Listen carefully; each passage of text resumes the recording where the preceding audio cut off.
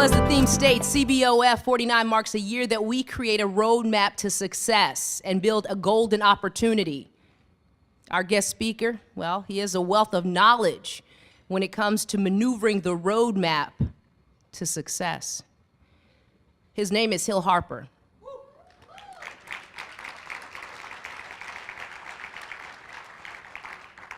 So he is a businessman, an award-winning, best-selling author, and he is a philanthropist.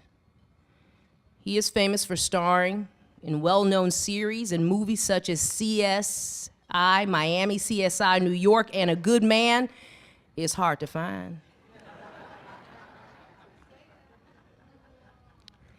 Thought-provoking subjects and books such as Letters to a Young Brother, Letters to a Young Sister, The Conversation, and Wealth Cure, Putting Money in Its Place, have had an impact on communities all over this nation, and myself included. Harper organized Manifest Your Destiny, a nonprofit organization that provides underserved youth with a path to empowerment through mentoring, academic excellence, and college access skills. A little bit about Hill Harper. So he graduated magna cum laude from Brown University with a Bachelor of Arts degree, earned a Juris Doctorate degree from Harvard Law School, and a master's in public administration from the Kennedy School of Government. You got a lot of education, my friend.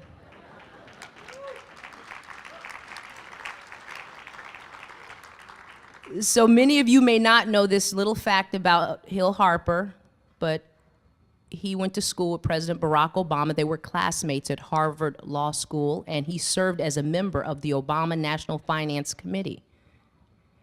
Harper's Bazaar, the magazine, wrote, "You might expect Hill Harper to be the next actor vying for the presidency. Not so, but he has so many other things on his agenda." Let's give a warm welcome to my friend, Mr. Hill Harper.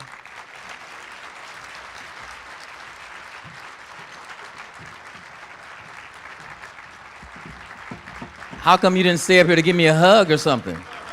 I mean, you just like, hey, there he is.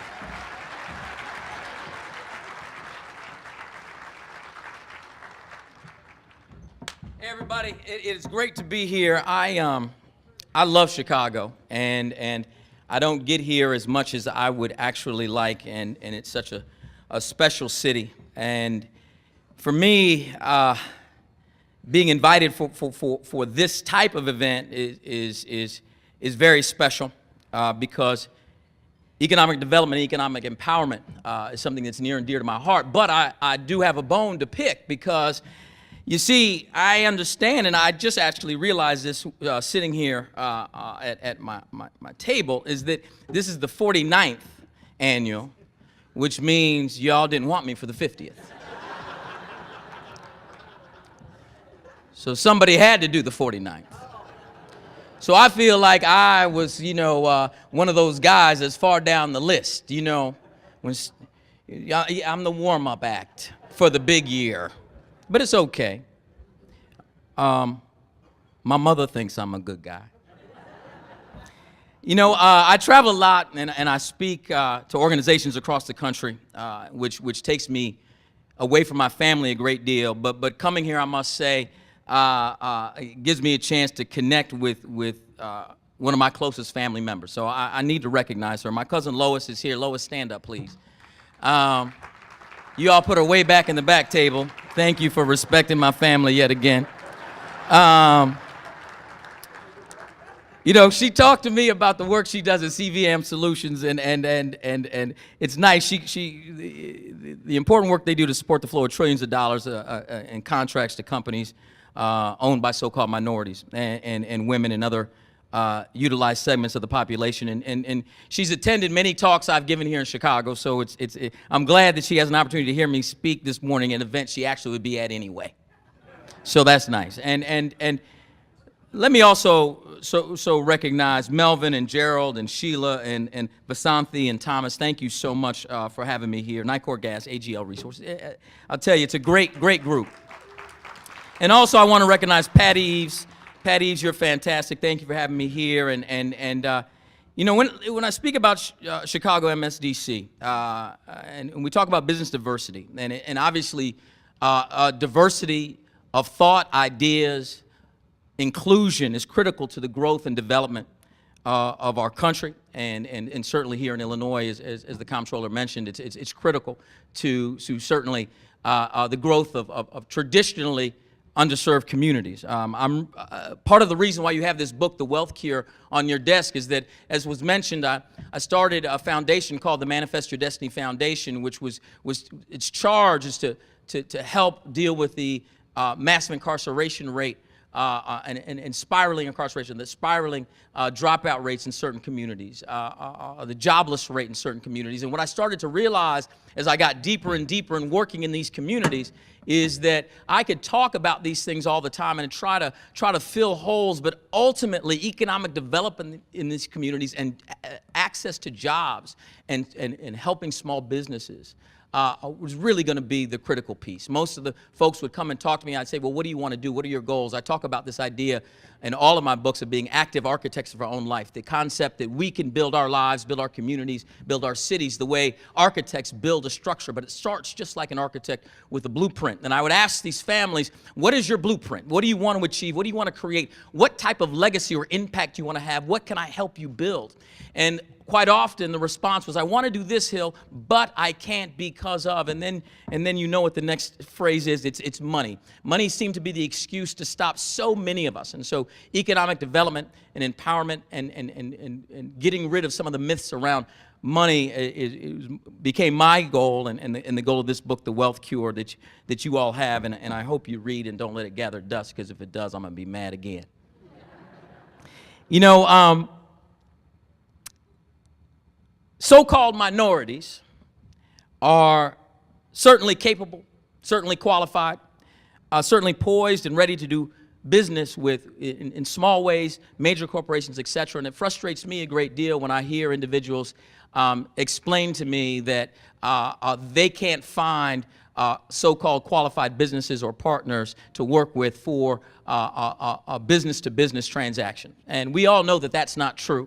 We all know that there are biases in terms of the work individuals do to ferret out these companies. And part of the work here, and this is why CMSDC is so critical.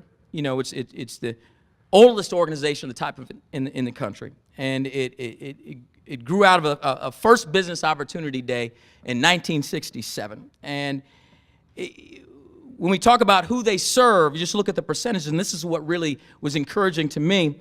Engages all sectors, represents African Americans 33%, Hispanic Americans 33%, Asian Americans 32%, American and Native Americans drops down from there. And so we are all connected. You know, Dr. King said that we're all tied together in a single garment of mutual destiny, which means to me that no matter how well I may be doing in Hollywood, if a young brother or sister in the south side of Chicago or South Bronx or southern Louisiana is not doing well, then I'm not doing very well. And that same holds true for any business or business development here in Chicago.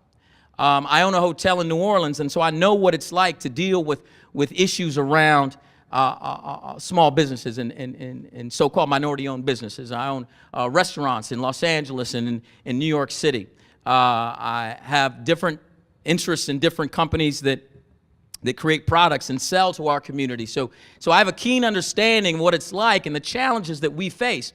Yet I also know the opportunities are there if we actually find ways to support and help each other. And that's what the future truly represents to me. You know, one of my favorite quotes about the future is a quote that it's a little bit of an older quote, and it's kind of long. And if you've actually watched my TED Talk, then you know this quote. So you're disqualified from the prize, because I'm offering a prize right now. If someone can tell me who said this quote without Googling it, then I'll give you a prize. Now, I don't know what that prize is exactly. On the one hand, it could be one of the brand new iPhone 6s with the gold and the Siri Plus. The Siri Plus, I don't know if you know this, it actually Siri with Morgan Freeman's voice. It's really good. It's really good. And so you get that prize, or maybe just a firm handshake or something in between. I don't know. But the quote about the future goes something like this. It goes, "The future does not belong to those who are fearful of bold projects and new ideas, but rather the future belongs to those who can blend passion, reason, and courage into a personal commitment to the great ideals and enterprises of American society." Who said it? Anybody? Steve Jobs. Oh, no. I meant to tell you, if you get it wrong, you owe me a brand new iPhone 6 with Morgan Freeman as Siri. But that's okay. I'll tell you who said it later. But I want to break this quote down. As was mentioned, I went to Harvard Law School, and we did something there called the Socratic Method, and I actually want to break something down. The beautiful thing about breaking something down is that we can sort of bring it back and figure out how it applies to us. So the first half goes, "The future does not belong to those who are fearful of bold projects and new ideas." But let's talk about the future first. The future is actually what you all are going to do as soon as you walk out of this ballroom. It's what's next. And I really don't care if you've been committed to supporting so-called minority businesses. I don't care if you've been the champion so far. I don't care what you've done. I don't care if you've created your own business or you've had multiple failures or you are the most successful person in this room. It really doesn't matter to me because we've all ended up in this room at the same time in the same place. So every choice or decision you've made in your life up until now has led us all to be here in the same place for a reason. And the reason is, I believe, that you're going to walk out of those doors next, either empowered and emboldened to do something dynamic and big or go back and revert to the mean of the same types of choices and decision-making you've had up until now. I would hope that after this, you'd want to take some risk and push a little further. So the future, which is next, does not belong to those who are fearful, afraid of bold projects and new ideas. Bold projects and new ideas simply to me is innovation, bringing new ideas, new solutions to old problems. To problems that seem to be intractable, to problems that seem to deal with us in ways that we think, oh, it's too big to solve, or you know what, I'm just happy right where I am. I'm just gonna keep going quietly through it.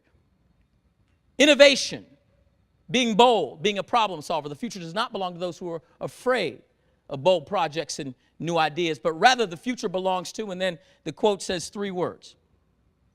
But rather the future belongs to those who can blend passion. Now, passion simply means to me energy. Is there a physicist in the house by chance? Physicist? Somebody with a PhD in physics? Somebody who took a physics class? Somebody who dated someone who took a PhD physics class? Yes, where I saw a hand over here. Because I need somebody, because you all know I'm not Neil deGrasse Tyson, so I need someone to help me out on this. Who had the physics over? Oh, fantastic. And you even look brilliant. I love it. With the round glasses. You're amazing. Ramona. She even has a smart name, Ramona Westbrook. That's fantastic. So Ramona Westbrook, you have a physics PhD or you took a physics class or you dated someone who took a physics class? Took a physics class. Okay, fantastic. And did you get an A? Actually, I did. Oh, listen to this. Fantastic. So, Ramona, you are going to be our resident physics expert because to me, to make this point about passion or energy, I need a physics expert. First of all, could you please break down to us, certainly in layman's terms in 1 or 2 sentences, why is E or energy everywhere in physics? Why, we E equals mc squared, we have energy. We talk about energy so much. Why is energy discussed so much in terms of physics? And then also, if you want to throw Nicor into this energy thing, it's like really smart, do that. Why is energy so important in physics? I'm not sure. Okay, Ramona, thank you so much. Hey, Ramona, you're supposed to be the most important part of my talk. Yes, sir. See, someone's at your table, the private bank table. Rudy Gonzalez, yes, sir. Why is energy so important? Well, I remember from about 1999 at UIC. I'm a finance major, but I took. Okay, we don't need to know your history, Rudy. I just asked you a question. Yes, yeah. Well, the law of energy states that it cannot be created nor destroyed. Okay, Rudy. Thanks, Rudy.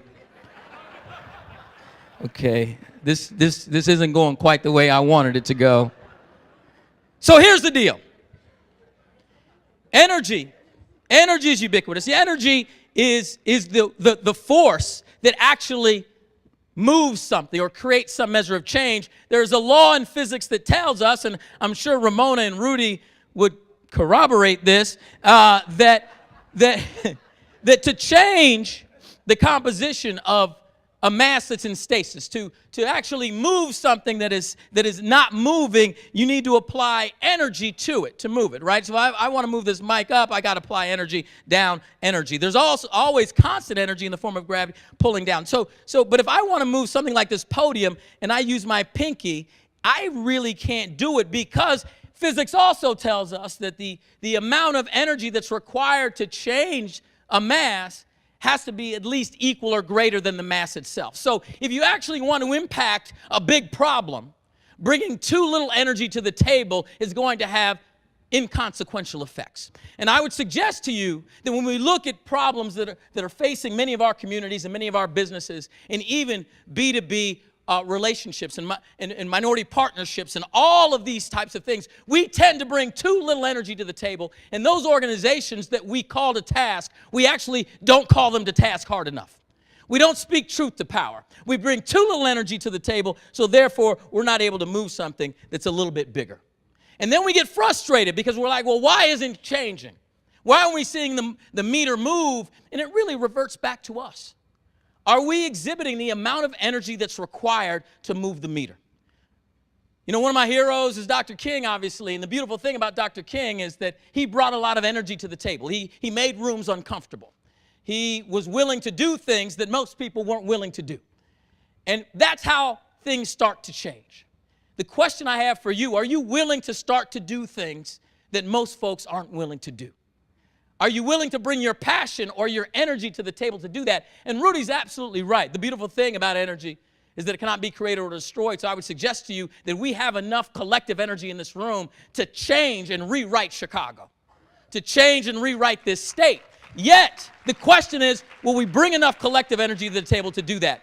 The type of energy I would suggest we turn it into, because since energy cannot be created or destroyed, that means you're sitting on potential energy. You're sitting on a great deal of potential energy in this ballroom right now.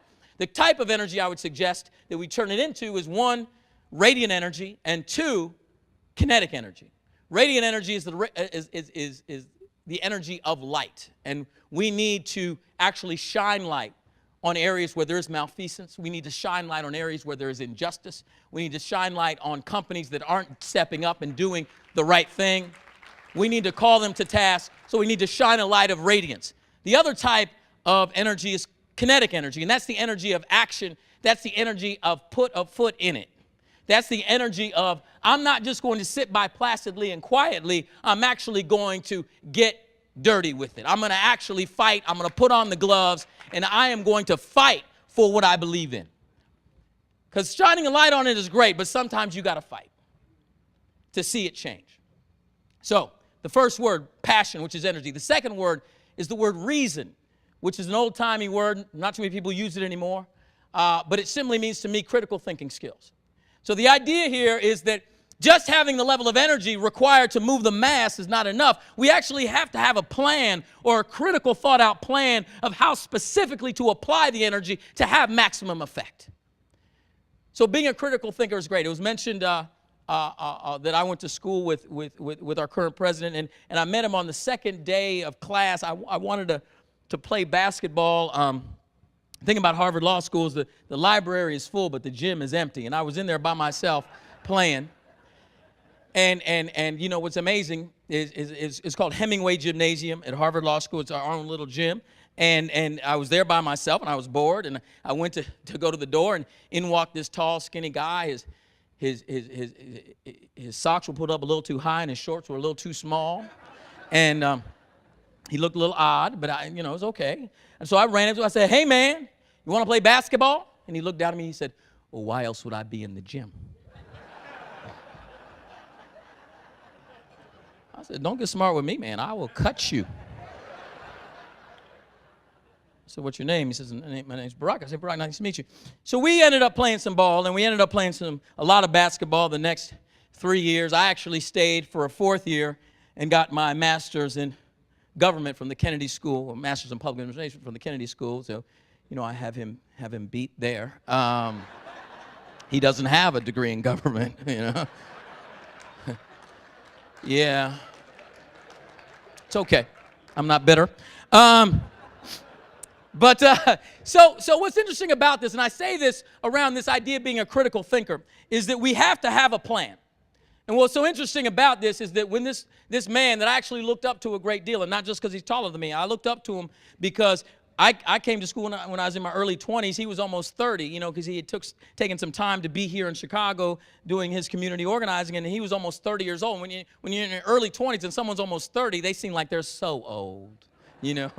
And I looked up to him because he had a sense of purpose and gravitas, but more importantly, he had a reasoned plan. He had a plan, and he was actually going to take risk inherent in that plan to achieve a certain goal set. And what do I mean by that? I mean that he became the first African-American president of Harvard Law Review, which is well documented, but throughout many years of history, every president of Harvard Law Review would go on to do something specifically, because the idea is that we're taught that you do a job to hopefully position yourself for the next greater job. And if you're on the law review, you want to be a Supreme Court clerk. That's the reason why you do that, to get that opportunity. But this individual decided to eschew that opportunity and decided he wasn't going to take a job. He was actually going to graduate and write a book. Move back here and become a part-time law professor. What's interesting about that, everyone at the time said, he's crazy. Why would you actually even be president of Harvard Law Review if you're not going to actually take the opportunity that doing that sets up for you? It's a waste. Yet most people project standardized thinking. And if the idea is, if you're going to be bold and innovative, have a reasoned plan that actually is outside of that mold, that actually breaks you away from that. Because if you continue to do what everybody else has been doing, even if it looks good, you're still supporting and reverting back to the mean, the status quo. And if you actually want to change the composition of something, the status quo will not do it. So I would suggest to you that along with your energy level being raised, a new blueprint needs to be created. A blueprint that involves some measure of risk, and it'll actually scare you as you're sketching it out, because you know what? It's going to be a new plan. It's going to be something that's innovative and different. People are going to project onto you, what are they thinking? And if folks aren't asking the question, what are you thinking, then you know you're not being bold enough. Allow them to project that fear onto you. The same thing that was said to me when I graduated with 2 graduate degrees from Harvard and I decided to do a job that you don't even need a high school diploma to do. My mom said, "What are you thinking?" But I said, "Mom, trust me, I got a plan." Now, I see my mom quite often. I talk to her now, and she's still not convinced that my plan was the right plan. But she's coming around slowly. So, passion, which is energy, reason, which is critical thinking skills, and the third and final word in this future quote is one of my favorite words. I love the etymology of words, and if you know anything or if you speak French, you know that the root of the word courage is coeur, which simply means heart. And most of us think that the idea or the antithesis of courage is fear, but what it is really getting into your heart. It's not about being fearless. It's not about doing things in some type of huge way. It's about actually getting into your heart, your core. And I would ask you, what makes your heart beat faster? When you think about injustice, or you think about what you want to achieve, or you think about what type of business you want to create or be involved in, what makes your heart beat a little bit faster? And that gives you your guide as to where to start to push, where to start to create a blueprint. And I'm telling you now, and I know you all don't want to hear this, but if you're doing a job right now where your heart doesn't beat faster, then stop. Quit. And I mean that seriously. And people say, "Oh, you're crazy. I can't leave a job in this economy." Yes, you can, because the beautiful thing is, if your heart's not beating faster, it's going to kill you anyway. It really will.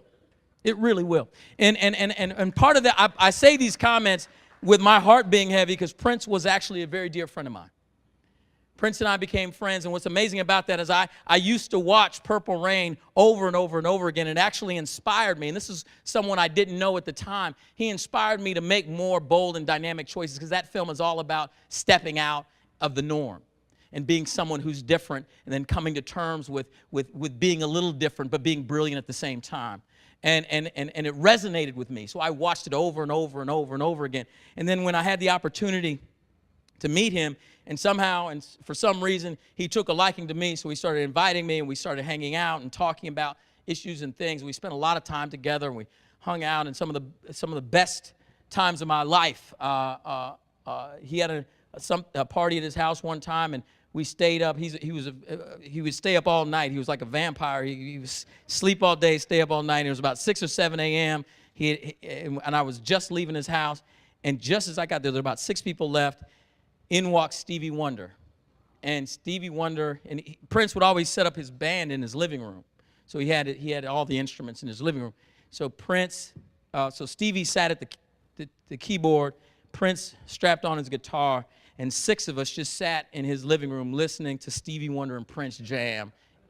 Was never recorded, nothing like that. And I sat there thinking to myself, there's no better place in the world right now to see 2 geniuses do something for the love of what they do. 2 people that get paid to perform all the time, but for free and unrecorded will come together, sit in a living room, and just play because it makes their heart beat faster. And ask yourself that question. Is what you're doing something that makes your heart beat faster? If it's not, then stop, because nothing's guaranteed. Nothing at all. So, the future does not belong to those who are fearful of bold projects and new ideas. But rather, the future belongs to those who can blend passion, which is energy, reason, which is critical thinking, and courage, which is your heart, into a personal commitment to the great ideals and enterprises of American society. We need you to do that. This city needs you to do it. This state, this country, this world needs you to step up in that big way. Because the more you do it, the more you give me permission to do the same. God bless you guys. Thank you for having me.